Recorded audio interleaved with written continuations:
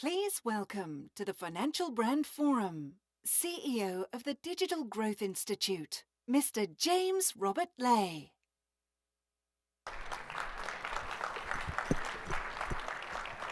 Good morning.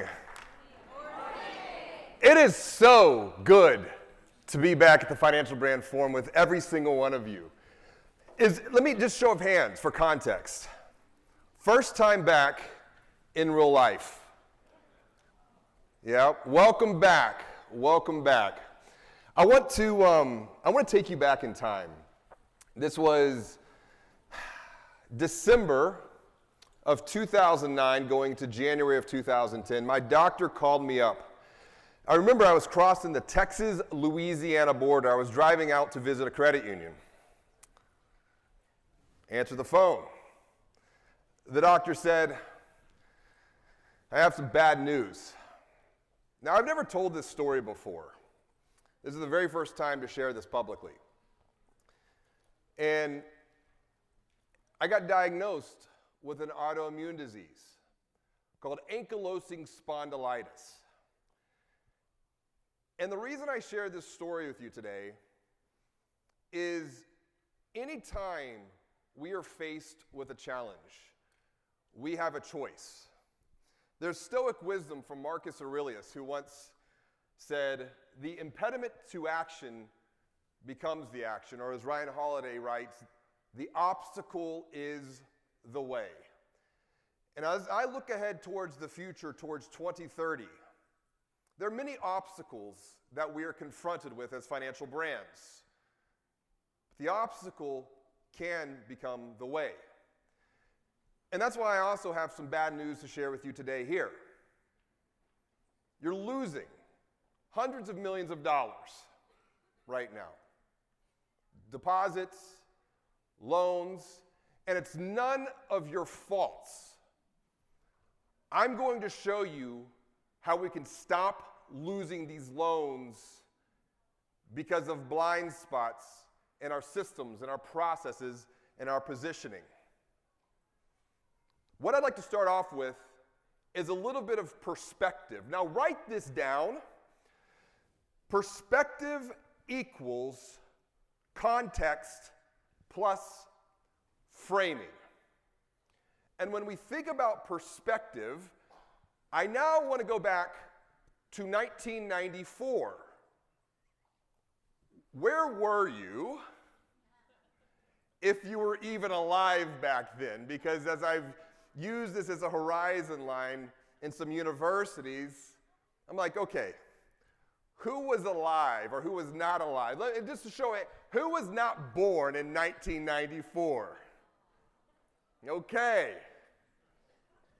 And I bring this up because they have a different perspective of the world. 1994 was a pivotal year. There's a couple big things that happened in 1994. That was the day that was the year that the internet hit mass consciousness of humanity. So for all of you born 1994 or after, it's hard to gain some perspective here. July 5th, 1994 was the day that Amazon, Jeff Bezos, founded Amazon and would transform the way that we shop. May 18th, 1995 was the day that Wells Fargo launched the first online banking platform. What about January 9th, 2007? Who recalls that moment in time? It was another transformational moment. Probably almost every single, the majority of you here have one of these on you. It was the iPhone. That was the day that Steve Jobs got on the stage and launched what would become an internet communication device, a music player, and a phone. And since then, the iPhone has actually replaced over 100 different devices. My kids and I, we went garage selling a couple of weeks ago. We bought a VCR for $5, and it works. But I'm like, you know what we're going to do is we're going to take this VCR and we're going to flip it on eBay. Think about this for a moment. How much has transformed in a relatively short period of time? May 2011 was when the very first mobile banking platform came online. Now, what about March 11th, 2020? What happened then? The world shut down. The world shut down. And since then, over the last 2 years, consider for a moment how much has transformed. This is why perspective is important. Perspective equals context plus framing. Complete this statement in your mind. The future is... I like that. You just played right into it. The future is scary, but the future can also be exponential. Once again, what becomes the impediment to action is our path towards action. The obstacle becomes the way, as Ryan Holiday has written. The future I look at is exponential. Digital growth is exponential. But here's your thing, back to your point. Change is exponential. Now, how does that make you feel? Be honest. He said scary up here. Who else would fall into that camp, that change, exponential change can feel? Maybe a few of these. You said scary. There you go. What about this? Who feels maybe a little bit confused? And it's okay to be honest here. Okay? I'm right there with you. We're trying to figure this stuff out together. What about this? Maybe it's a little bit painful. Who would say, yeah, change is painful? Has anyone ever experienced the pain of change? Yeah. I want to continue to set some context because we can't think about where we can grow next unless we have perspective at where we've been and where we are. So let's move up to the macro level. There have been 7 massive transformations over the course of human history. Number 1, it was fire. It was figuring out how to harness the power of fire. That transformed culture. What else transformed culture? The printing press transformed culture. Electricity gave rise to the first, second industrial revolution. It was the mass production of things in the factories 24/7. And then, now, 1960s, late 50s, early 60s, the rise of computing power. 1994, the internet. And where are we today? We have the iPhone, but this thing called AI, artificial intelligence. In my second book I'm writing, Banking on Change, which I just wrapped up this past Friday, one of the things to consider is how we perceive the world around us. Are we on a path of legacy 2x growth to where it's incremental, we're getting better, or are we on a path for exponential growth? First and foremost as an individual, then as a team, and then as an organization. I have a feeling many of us today are in this dangerous place that I define as digital denial. We know things are changing around us. We can feel it. We can see it. We can perceive it. But we lack context into how quickly this is actually happening. Consider for a moment when it comes to growth at your financial brand. How are you attracting, nurturing, and converting leads for loans and deposits? Is it through a legacy consumer journey still, even in the age of AI, to where broadcast marketing drums up some branch sales? Now you might be like James Robert, but we're doing digital marketing. We're sending emails, but is it through the context? Is it through the perspective for the age of AI? And that's what I'm going to show you today, is provide you with some paths forward that you can take back to your financial brand to maximize your future growth potential. And it all comes down to this. As we move forward into today's conversation, I want to reset perspective into what I call exponential perspective. An exponential perspective is where we take context plus framing, and then we raise it to the exponential power of reframing. You with me? You following along so far? Thumbs up? See, thumbs up still works in the real world, not just in Zoom land. So my promise to you is to help you maximize two things: your ROT and your ROI. Now, we know what ROI is, return on investment. Anyone want to guess what ROT is? Return on time. Write this down. What is the value of an hour in the age of AI? Because the value of an hour has the potential now to be exponential, to create value for beyond just that 1 hour of time. It could be an hour, it could be a week, it could be a month, it could be a year, it could be multiple years. To achieve exponential growth means that we need to rethink, reframe how we look at growth. Once again, are we thinking from a 2x perspective, or are we thinking from a 10x perspective? Question for you all. What do you feel is easier? Is 2x or 10x of growth easier? Anyone? 10x? Who says 10x is easier? Okay. Who says 2x? Who says, I'm not really sure, I'm just here to learn? Okay. 2x means you're going to have to continue to work harder. It's time, it's capacity, it's capability. 10x means rethinking how we think about growth to begin with in the first place. 2 little letters causing a lot of people some anxiety right now. You're shaking your head. Yes, Steve? Yeah.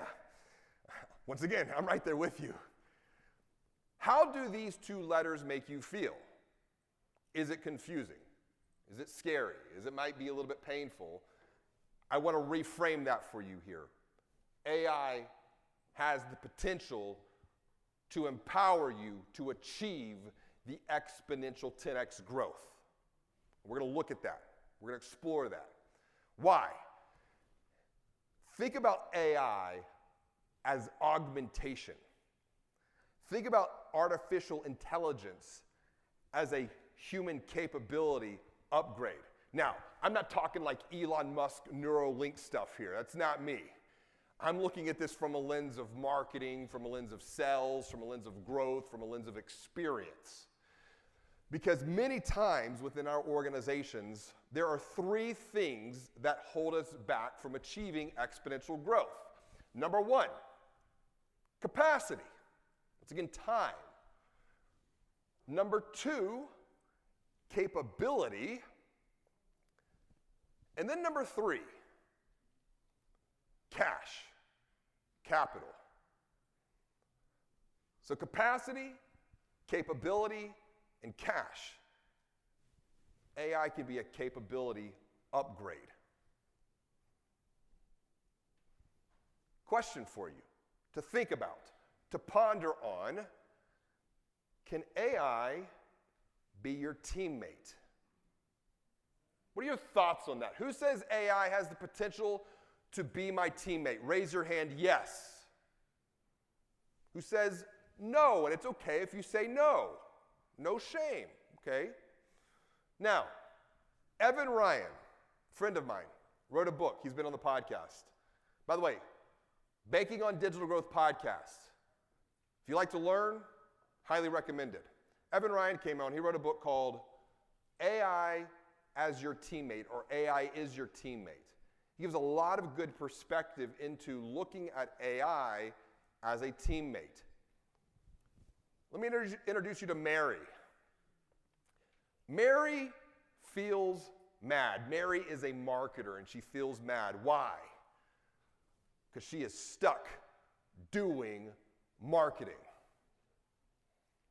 She is viewed by others within her organization as a glorified in-house Kinko's. On demand. Mary, we need this like yesterday. Get this out for us. Can you help, Mary? Who can relate to Mary? Absolutely. But getting stuck doing anything in the age of AI is a very dangerous place to be. specifically as a marketer. Mary's asking, many of you asking the same question, how will I do exponentially more as a marketer when I'm at capacity, when I lack the capability, and when I lack the cash? If there's one thing that you can take from today's session that has nothing to do about technology, in fact, as I've been writing Banking on Change, I've been very fascinated and interested in what I view as the most important technology that we must learn to master in the age of AI. And what do you think that technology is? Anyone want to throw out an answer? What's the one technology that we must master in the age of AI? What do you think that is? What? What else? Data.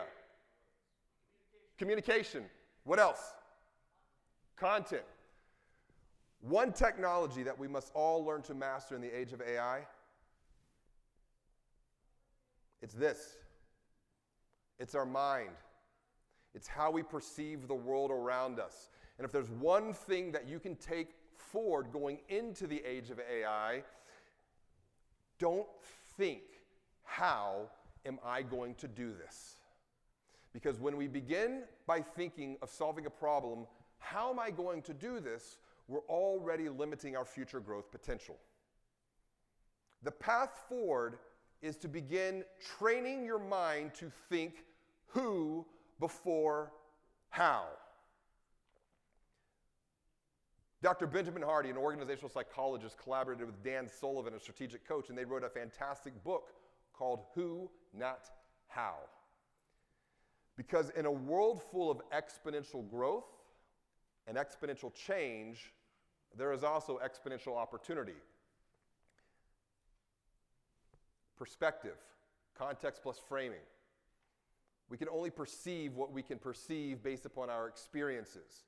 This is why, as you look ahead towards the future as a marketer, train your mind to think who before how, and the who, in fact, could be AI capability, because AI has the potential to be your teammate. In fact, I want to introduce you to 3 new teammates here.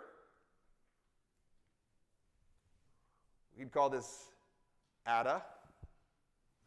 Automation, data, and AI. All are capability upgrades.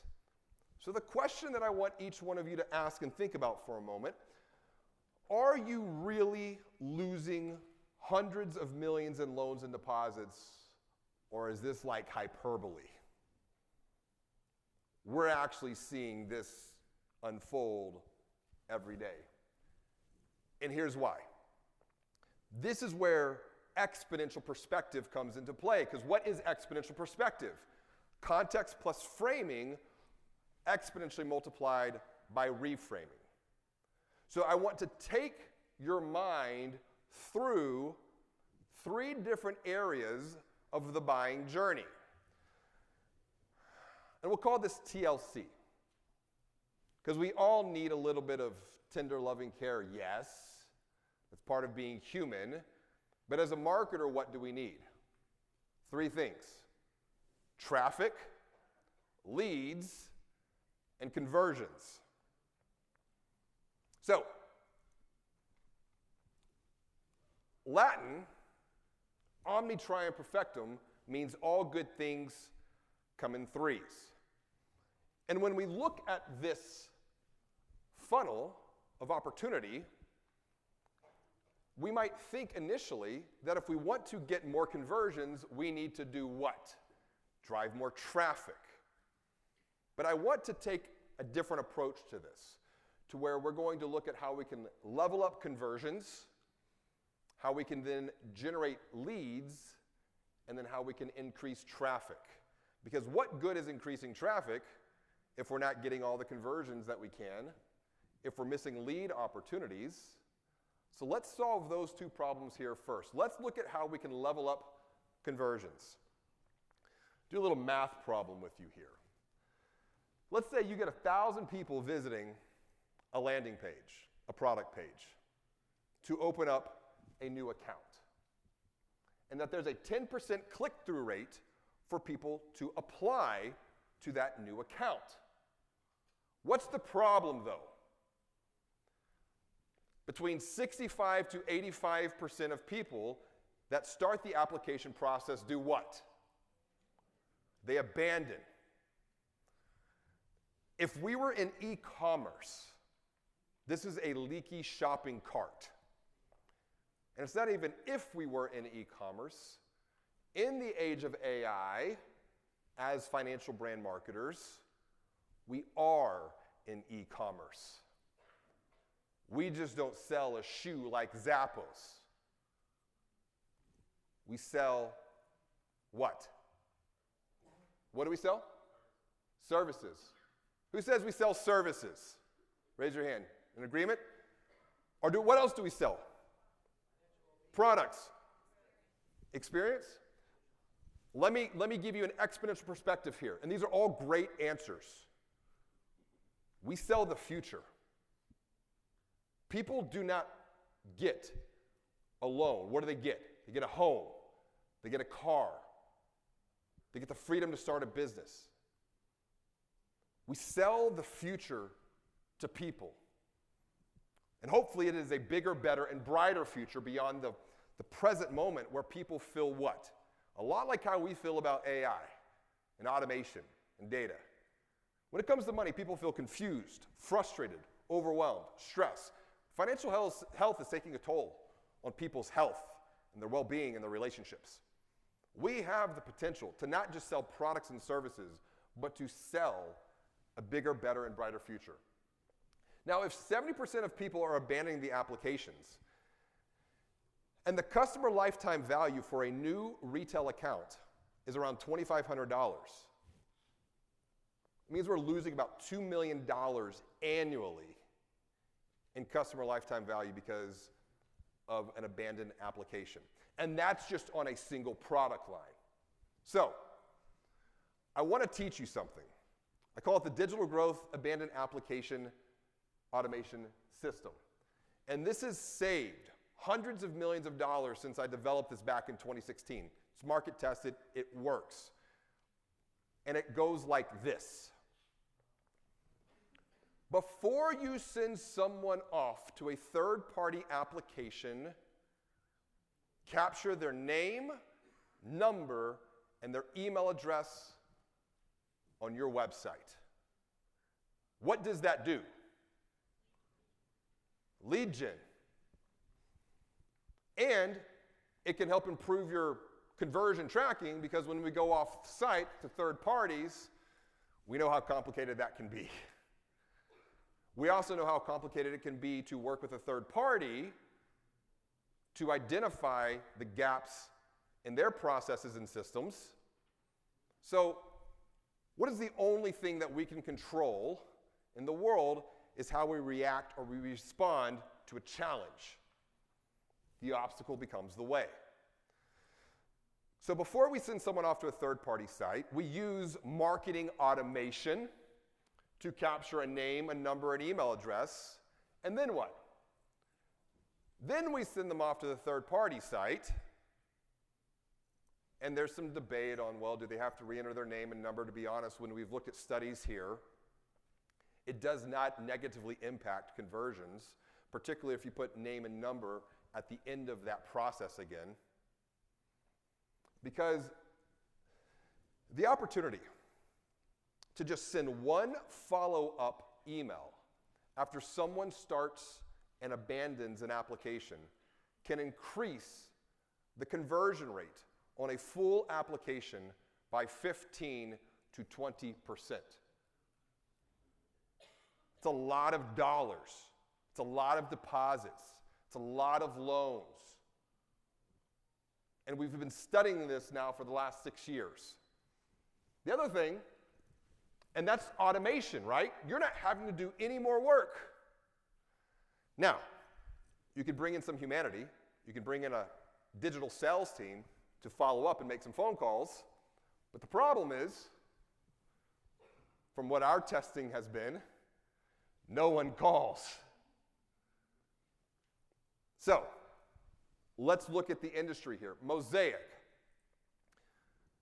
They do lending, financing for contractors. We secret shopped this website here, and we started to apply for lending through them. And then we abandoned the process. Just like the other example, they followed up with a call to action to continue, to move forward.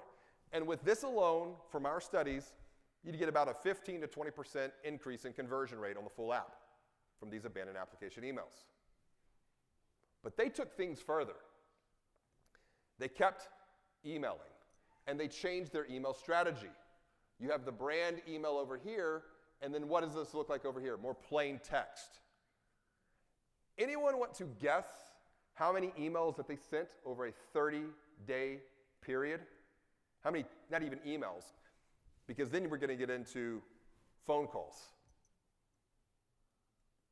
People were making outbound phone calls to our prospective application.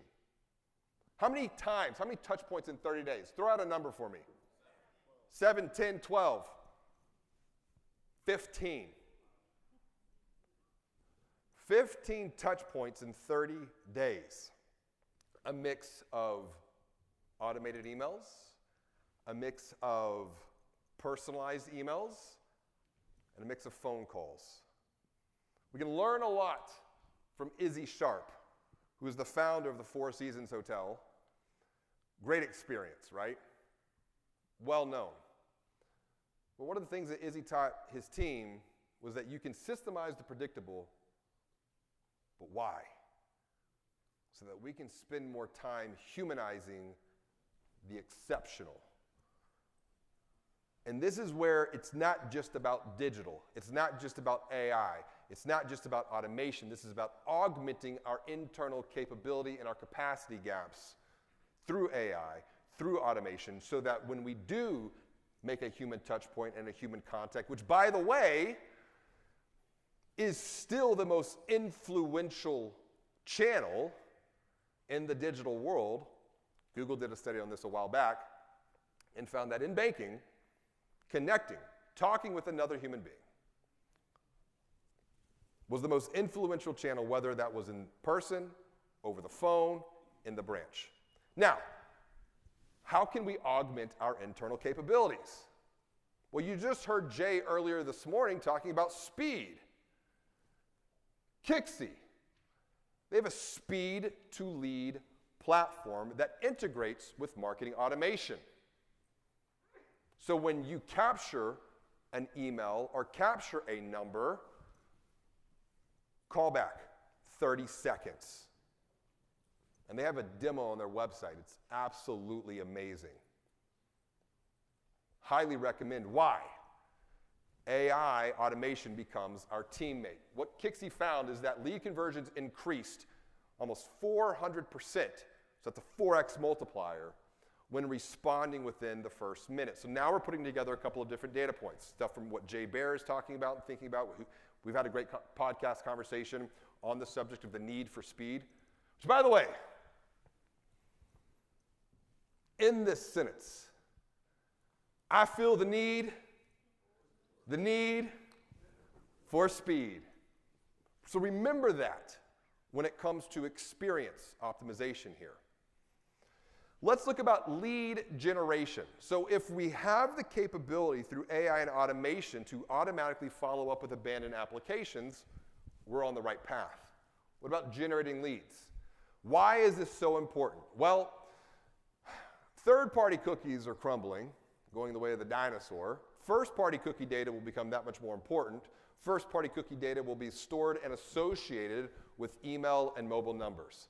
So the more that you can begin to look at lead generation to capture emails, to grow the email database, not just of account holders, but also of prospective account holders, the more valuable marketing becomes. In fact, Shopify did a study, and we're talking e-commerce here.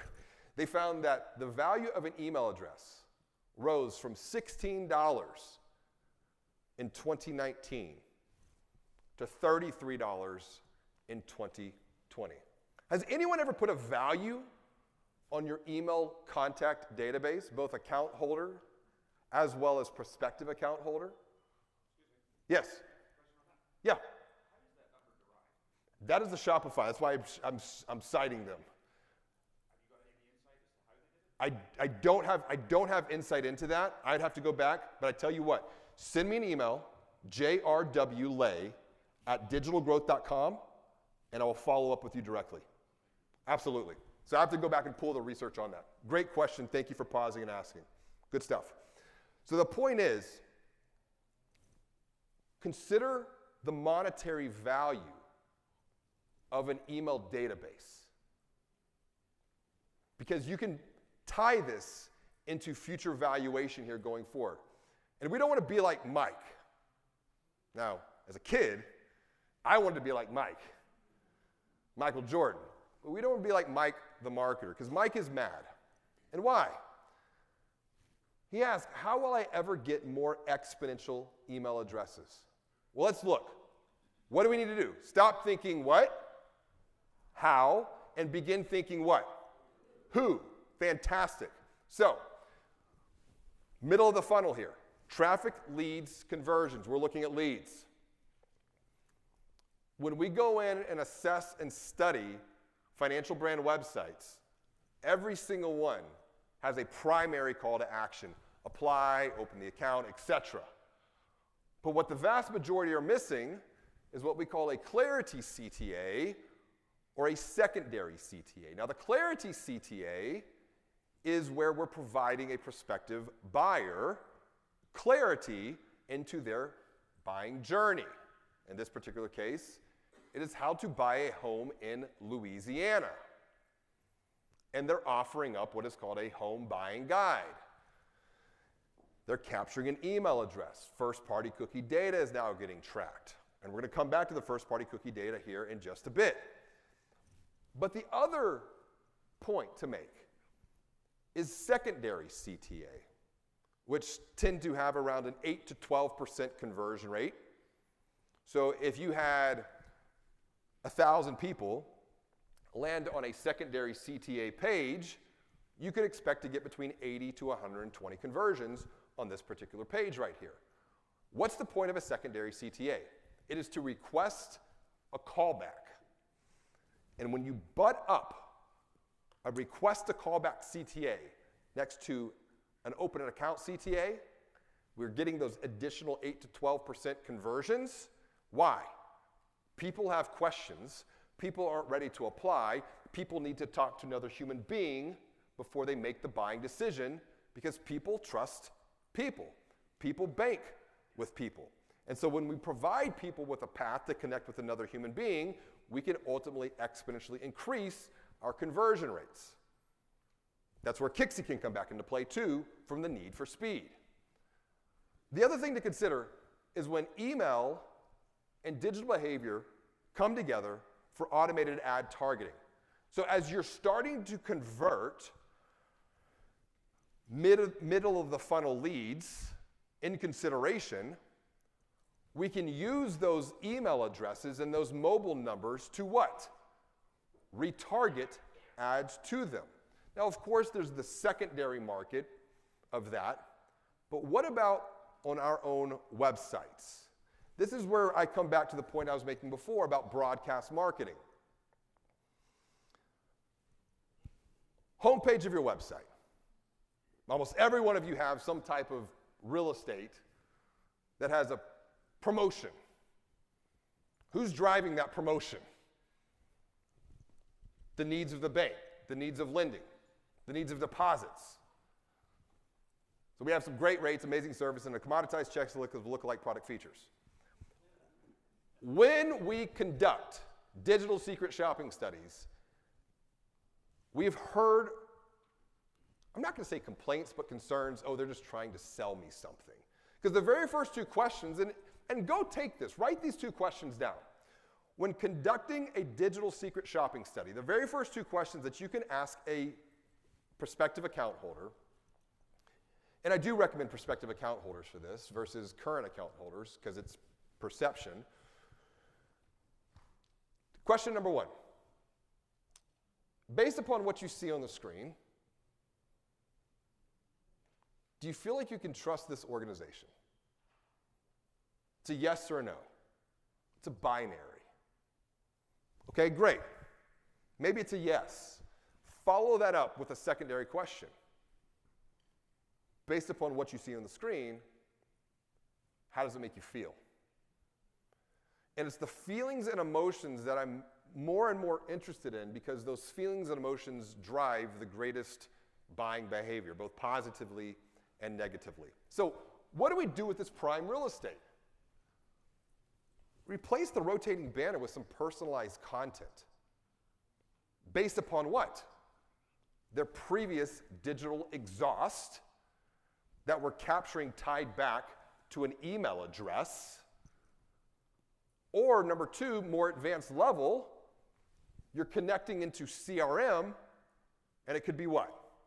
Next best product, etc.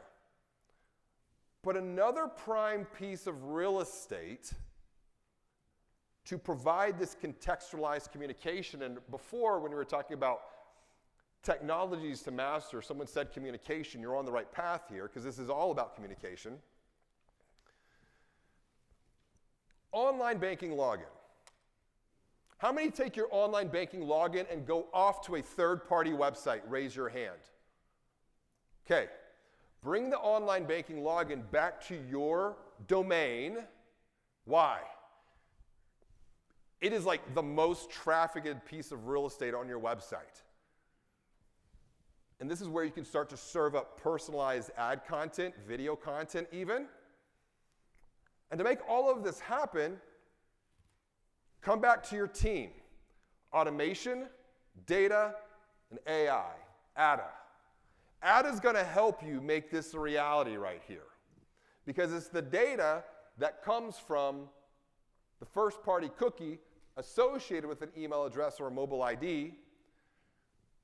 And then right below that, you can support that primary or secondary CTA even here based upon where they're at in a buying journey. A lot of this is about orchestration. And if I could continue to expand your mind here, don't think about yourselves as marketers anymore.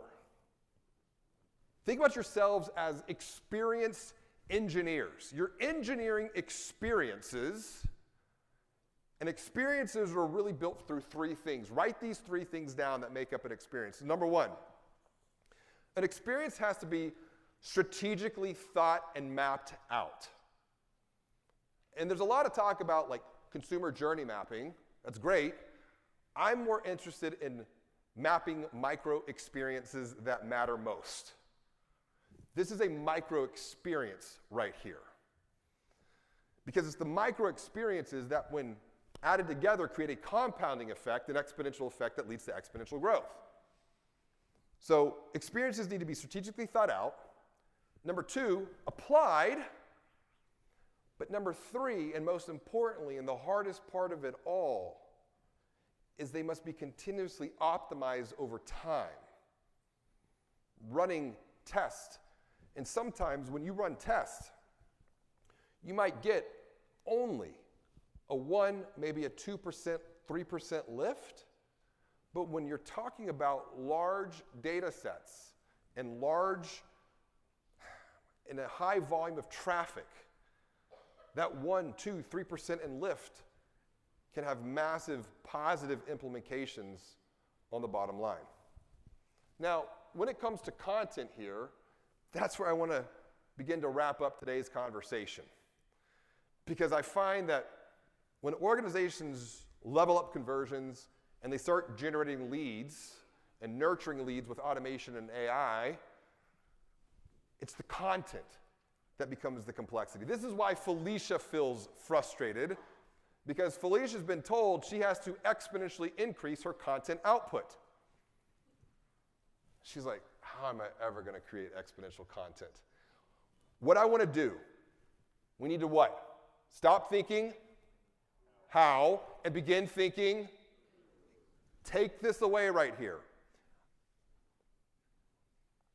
When you can establish and expand trust through digital communication, You're placing positive deposits into a consumer's mind.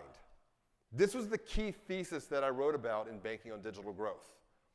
The person who said communication over here earlier, you're spot on. Communication is everything. This is why, once again, when I talk about thinking about not just being a marketer, but being an experienced engineer, also consider the marketing team becoming a media team. Because a media team can exponentially increase content production that can be utilized for different stages of the buying journey. Now, I'm going to show you an example here of what happens when you make a commitment to produce 3 to 5, we'll call them 1,500-word articles every week for about a year. Traffic exponentially increases. The interesting thing here is that 82% of this traffic, 83% of this traffic came from where? Organic search. Okay? Why is this important? If the digital ad game is going to be continuously become more challenging because of third-party cookies, and granted, there are ways that we can begin to start looking at working around them, I feel like we're making an entire loop back around to placing a prominence on SEO, which will require content to increase organic search results. Now, in this particular example, this organization generated a 10x ROI. And in reality, probably 100x return on time. Why? When you look at the volume of traffic that they drove, they created organically about $1.5 million worth of value as a marketing team. So this is where there's a good narrative to take back and begin to tell around things like content. Because for this organization to drive as much traffic that they did, it would have cost them organically, if they were running ads, around $1.5 million, considering that the average cost per click in banking, according to WordStream, is around $4.50. So big exponential return here for making a commitment to produce 2, 3, 4, 5 articles a week. Now, here's the other side of the story. It becomes a tragedy. What do you think happened around January of 2021? Anyone want to make a hypothesis? Algorithm update. What else? They said they had enough content. Both. The person responsible for producing the content got busy doing other things. And I remember when they called me up, they were like, what's going on? So I went in and looked, did a little diagnostic work. I was like, oh, you got lazy. Basically what it was. And this is where there's an opportunity to consider how we can leverage AI and ask the question, what is the value of AI? What is the value of an hour in the age of AI? Because 1 hour can be exponentially multiplied here. So what I want to do is I want to walk you through 5 steps. And by the way, I don't believe this slide deck is uploaded because I asked the financial brand for some grace because I was adding some new research in here. If you want this slide deck, just like I told this gentleman over here when he asked the question, send me an email, jrwlay@digitalgrowth.com, and we'll link the slide deck for you so that you can have this to take back to your organization. But I want to give you 5 steps to multiply your content. In fact, these are the same 5 steps that we use to produce the Banking on Digital Growth podcast. It all begins with video. Now, this is where we're all learning together. We have dabbled with video. And the reason that I've held off on video as an organization is because I have a certain methodology that I want to put into place first. So regardless of if you start the process with video or you start it with just, say, a podcast, either way will work just fine. So even we're not to the full extent of video just yet within our own methodology. We are seeing some financial brands begin to dabble with this methodology here. For example, Keith Costello down at Locality Bank is a CEO who now is running a podcast of his own. And I want to say that we're probably tracking between 40 and 50 financial brands who are producing their own podcast. But I would say probably 85, 90% of them are only looking at it through the podcast lens. So let's look at how we can use AI and automation, specific tools. Now, granted, I'm tech agnostic, so I'm not recommending these tools, but these are the tools that we have explored and demoed ourselves or within other organizations. So I'm tech agnostic here. When it comes to recording, there's a lot of complexity that can be tied into recording video. But Riverside.fm has an internal built-in capability to their platform that uses AI to switch the speaker view so that you don't have to work in post-production anymore. You basically record the video with a subject matter expert within your organization asking questions that you would commonly get. So by the way, on the note of content, why subject matter experts? It's about banking on expertise. There's a tremendous amount of knowledge within an organization that if we were able to tap into their minds and communicate that knowledge out into the marketplace, we could guide people through our content to provide answers to their most common questions, which then allows us to position digitally within the search engines. Skyla Credit Union has been doing this. Marcus Sheraton has a fantastic methodology on this subject called They Ask, You Answer. Highly recommend the book here. And so one exercise activity that you can take back before starting this process is what I call drop and give me 20. Who wants to drop and give me 20 right now? No one. I'm not talking about push-ups. Go back and within each of your main product lines, drop and give me 20 questions that are often asked in a buying journey, and that is the framework you can use to record small subject matter expert videos answering these questions. And then use a platform like Riverside to simplify the complexity of production. So this is the automated speaker view right here. What was the other C? Capability, capacity, and what? Cash. This is how we can leverage AI to get some of that back. Stripping out audio for podcast. There's a platform called Podcastle that records a podcast and automatically transcribes that podcast. Because what do you do with that transcription? You turn it into articles.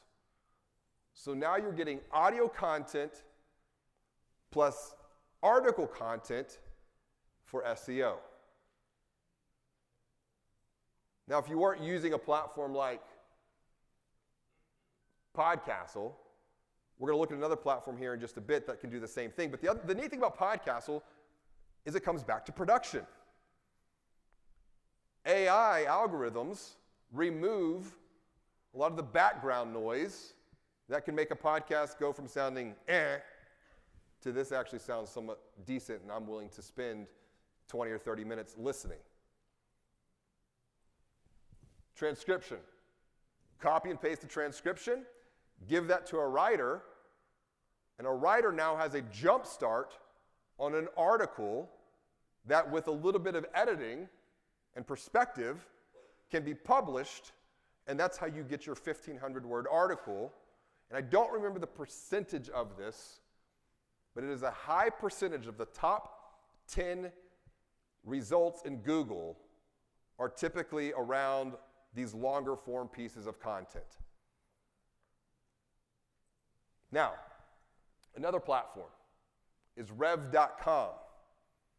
Rev.com uses AI to transcribe articles, but the interesting thing with Rev is it actually has a human interface here. And so you can use humans leveraged with AI to increase the accuracy of the transcription.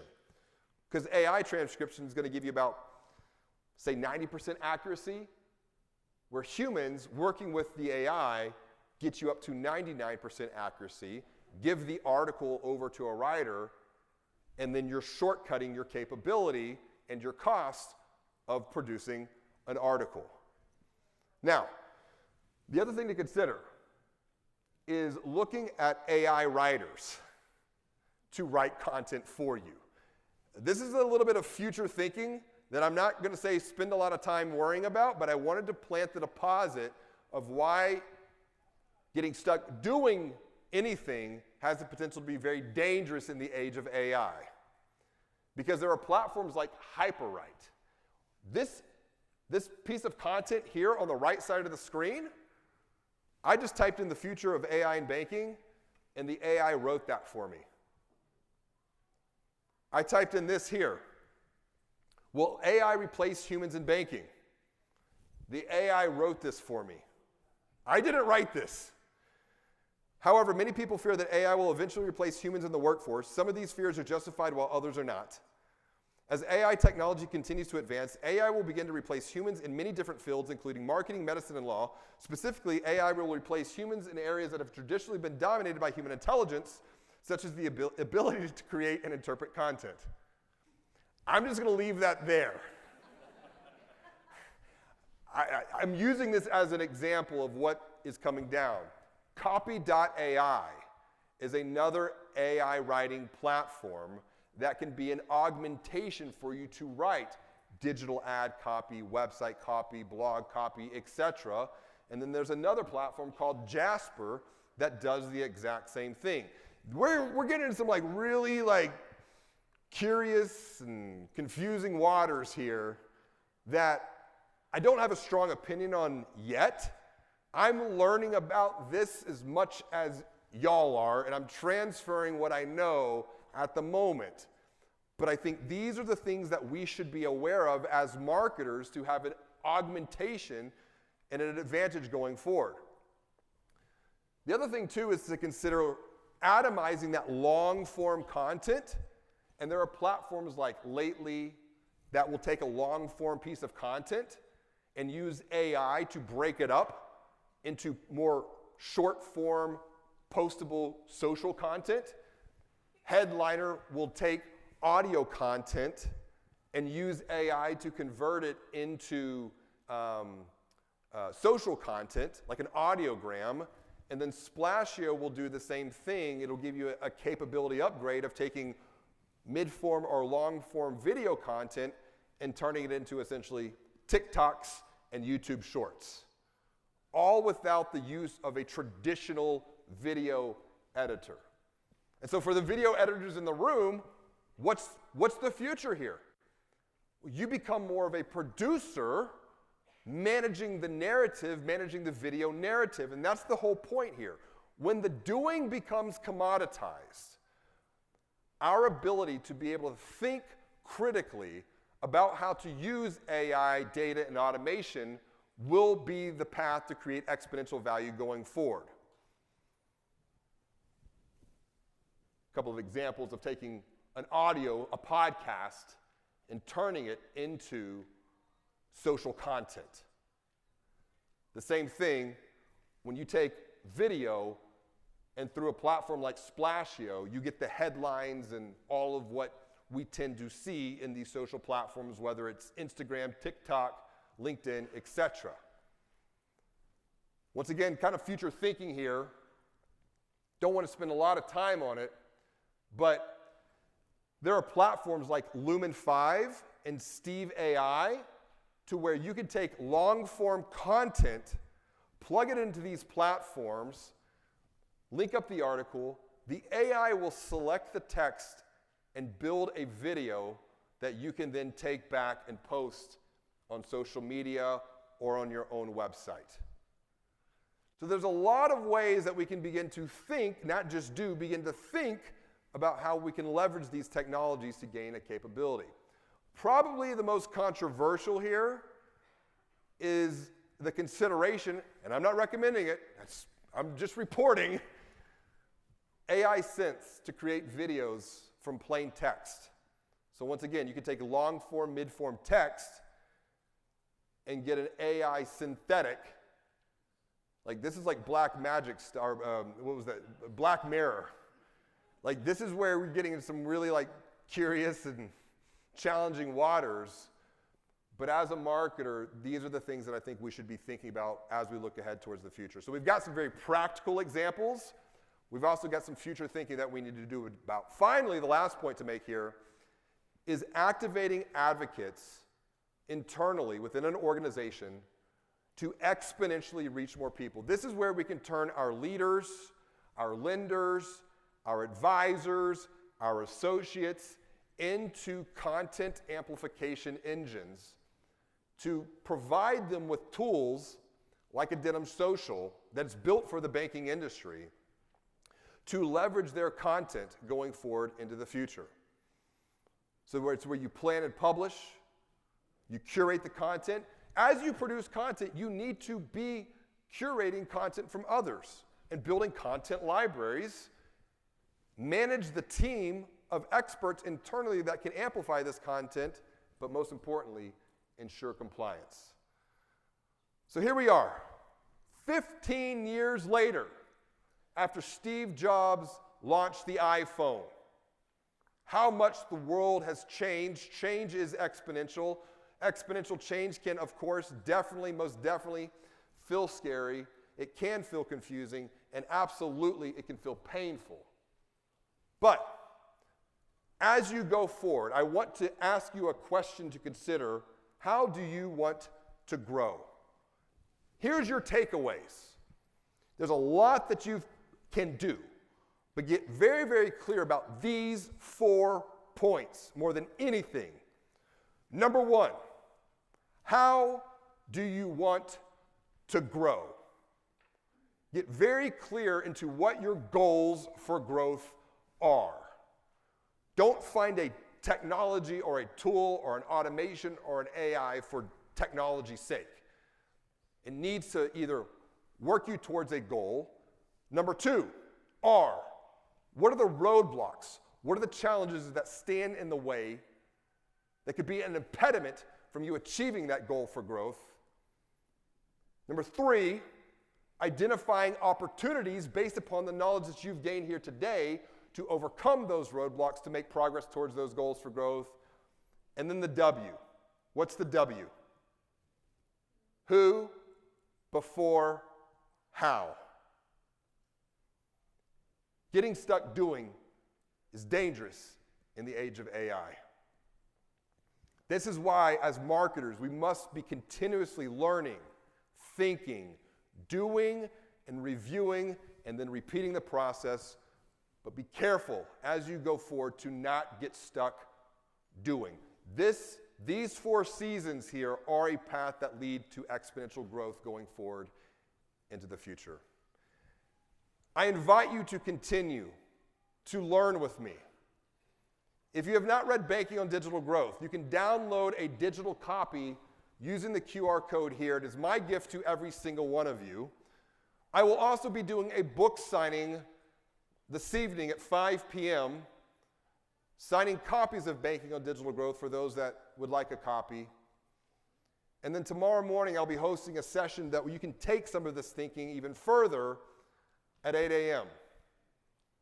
to apply this thinking, to apply this knowledge, so that you can go back and maximize your future growth potential by guiding people beyond financial stress towards an even bigger, better, and brighter future. Thank you very much for sharing time with me today. Give yourselves a hand. Y'all been fantastic.